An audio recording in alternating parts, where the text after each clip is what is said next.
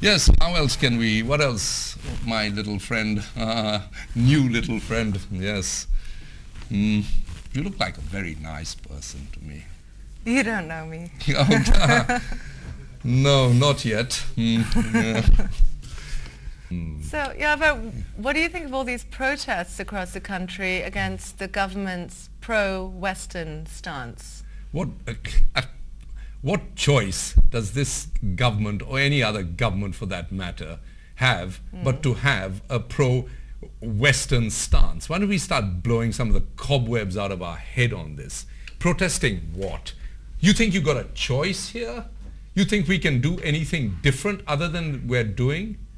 I don't understand this. I have a view on this, and I'm not going to sit here and pontificate on it. But that wouldn't be like you. No, not at all. No, because we got to keep this short and sweet. Let me keep it short and sweet. You got no choice. And when you don't have a choice, you take the one choice that is in front of you. So stop it. Just stop it. You analyze Bush's visit to death. You've got every guy trotted out, every talking head trotted out. We've got no choice. No choice. And yet everyone wants to go to Yale. They're wearing Levi's. They're eating their Mickey D's. They can want to go wherever they want to go. You've got no choice in this. And that's it. End of story. And if you really want to get this story straight, think about it for a second. Well, speaking of... What are they going to do? They're going to bring... They're going to say, no, we're not going to cooperate with you on this. Forget the history. The history we all know. We know why we're in this mess. We know what happened. We know what happened in Afghanistan. This country didn't request the Russians to invade Afghanistan. There's an article in the newspaper saying the president has said that Hamid Karzai's charges against this country are utter nonsense. I couldn't agree more. They are complete, utter nonsense. Mr. Karzai can say what he wishes to say, and he's free to do so. But the fact remains that this country hosted, reluctantly, but did it, 20 million Afghans in our northwest frontier province for many, many years when we could ill afford it. They were poor people who fled the Soviet invasion. There was some guy called Mr. Brezhnev who, after 55 vodkas, decided to invade Afghanistan. The government of Pakistan didn't send him the booze. We don't drink over here. But he decided to do it. And there were consequences to that. And when there are consequences to things, we had to accept those consequences, which were pretty dire for our society. What now? What's the problem now?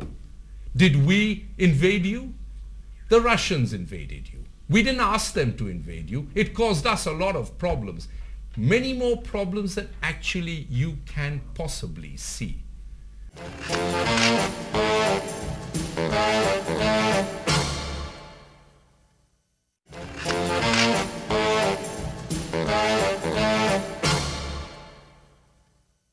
Mr. Karzai, all this conspiracy, and I do apologize if I'm being overly blunt, whining to President Musharraf. Maybe you should disarm some of your warlords. Maybe you should disarm some of the fighters who are still there in those camps. Perhaps you should send them to Yale. They're admitting. Yale has an open admission policy on Afghan warlords, Fourth grade education is all you need. Yeah, and you don't need much, you know. No TOEFL, no SAT. Waived, all waived. No problem. Just go to New Haven and you know, say, knock on the door. Say, I'm from Kandahar, and they say, Kandahar? Kandahar? Kandahar. Come in. So, Mr. Karzai, you can send some of them over there. Actually, it's a pretty good education from what I've heard, overpriced, mind you. And maybe they can sit and take, you know, I don't know, economics 101 or whatever. But didn't Karzai spend some time in America? Wasn't he educated there? I believe Mr. Karzai spent a considerable amount of time in America. Mostly at CIA Langley, yeah. Or at Prada, perhaps. Prada, yeah. Do you like? I like those clothes he wears. I love them. Do you like them? He's a very chic man. Do you think he's good looking? I wouldn't say that. Well, he's got a rugged handsomeness about him. He's got style. He's got style. He's good, like you, Yawar. Yeah. Mr. Karzai, I suggest you fight your own battles rather than letting other countries fight them for you.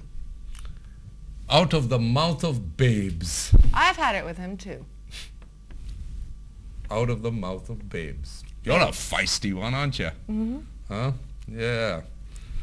So President Bush was here lately, and there was a lot of cricket and excitement. There certainly was. A few bombings and protests. And there was a lot of excitement, bombings and protests. What do you think we got out of this, Yawar? I tell you exactly what we got out of this.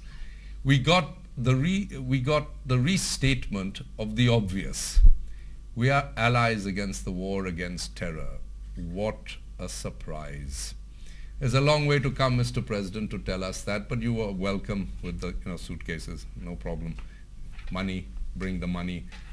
So that's what we got. I mean, there you have it. That's what he came here to tell us and stand there with the President. It actually served a purpose. Samia, do you know that when President Bush arrived in India and he was received by Manmohan Singh, the Indian Prime Minister, rumor has it, and it's purely a rumor, nobody's ever going to be able to prove this, that actually American security officers frisked him before he could come near the President. Yeah. Well? Yeah. Right. Thank you. So he got frisked. So he got frisked. Thanks for coming on. You've been a great sport. It's been a bit chaotic today. Yeah, and before I go, could I get your autograph for my grandmother, please? Yeah, I figured that one was coming. I saw that a mile away. Please, Yawar. You're most welcome. To darling Nani. To darling Nani. Yes.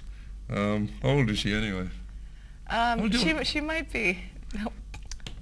Please, it's my Nani we're talking about. I'm sorry. Okay. Come on, hurry up. To darling Nani. I'm sorry. To darling Nani. Best wishes. Yeah. See how famous I am. Best wishes, Yawar. Yes. Yeah. There you go. Thank you. Sorry, not at all. No. Not at all. Hi, Nani. She's a good granddaughter you got over here. Okay, Yawar. I need to get going. Oh. Places to go, people to see. Oh, come on, hang around a little while. No, I've stayed much longer than I could have. You planned, yes. Yeah. Well, it's nice of you to come. And thank you for watching Cutting Edge. You're not off to Mauritius to meet Delicious, are you? No, I'm going to Bora Bora. Bora Bora or Okay, Bora? thanks, Yawar. Thank you, hey, thank you. Hey, it's been really nice. So, will I see you again, or? We'll talk. We'll talk. Okay. We'll talk. Believe me, we'll talk. Okay. Believe me. You're welcome, welcome. Yeah. Thank you all for watching. Aisha Alam will be back for the next episode hosting this show. I've tried to fill in. I hope you've enjoyed it. There's the email address, cutting, whatever. And it was good of you all to watch. Good night. You've forgotten her autograph.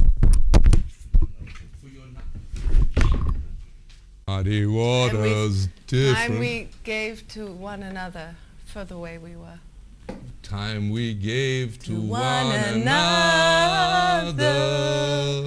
for the way we were. Yeah. Scattered pictures of the smiles we left behind. Oh.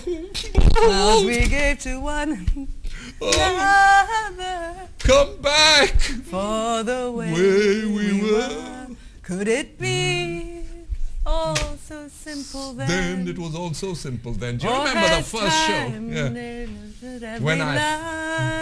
When I first set eyes on you. If we had the chance to do it all again, tell me, would we? Oh, that's so beautiful. Could we? If we had the chance to do it all again, I wouldn't do it. Yeah. Memories may be What's your name? beautiful, but yet What's your little name what's then? too painful to remember?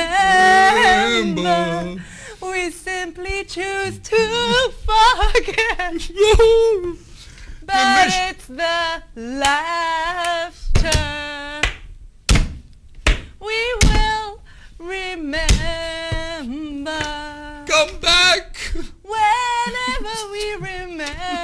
remember the way we were. Bring it down. The way we were. That is so beautiful. You did that so well. Thank you. Stay in delicious. Stay in Mauritius with delicious. Just stay there, okay? Don't worry. We come. Just don't worry. All under control. It's all under control. Me and my new little friend. Don't worry.